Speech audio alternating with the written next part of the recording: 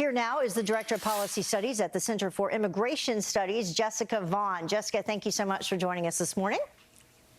Good morning. So you say not a big surprise that this failed. This was pretty much expected.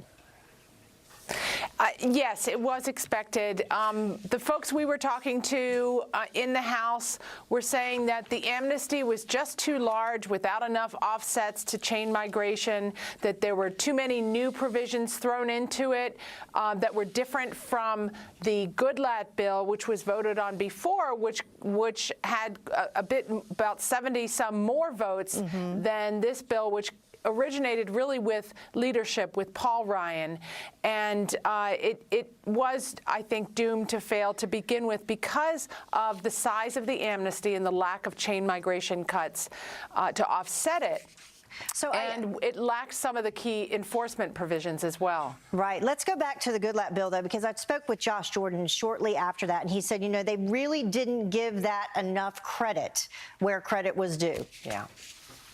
That's right. That was a bill that had been in the works for years, and that it also addressed the top priorities of the Trump administration, the career people within these immigration agencies who identified what the urgent needs are.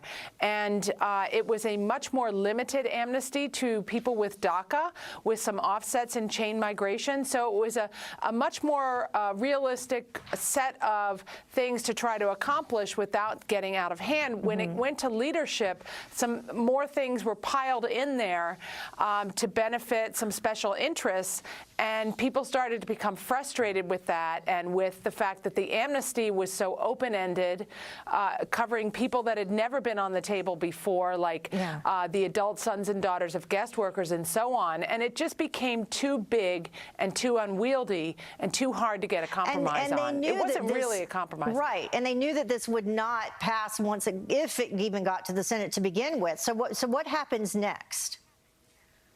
Well, I think what's going to happen is that there are some urgent problems that need fixing. For example, this problem of the continued influx of families from Central America coming here illegally and asking for asylum.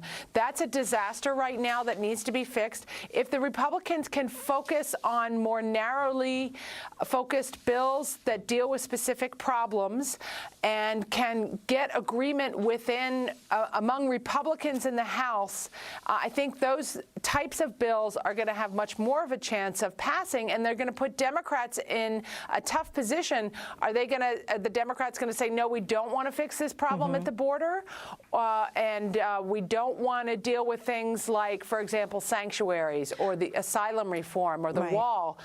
That's the way to go about. That's the way things have passed in the past. What about the possibility getting things done on immigration? I'm sorry, just because we're running out of time, and I want to ask this because of what's happened, you know, with the Supreme Court, the travel ban, that type of thing. What about the possibility of executive action by the president? Do you think he's more empowered to do that right now?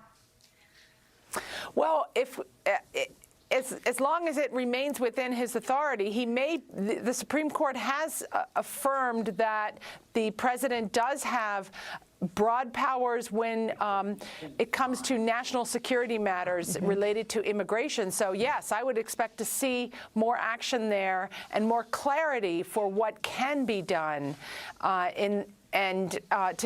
because there really are some very serious problems at the border that are affecting communities all over the country that need to be addressed. Yeah, have to get something done somehow. All right, Jessica Vaughan joining us this morning. We appreciate it. Thank you very much. Thank you. Good to talk with you.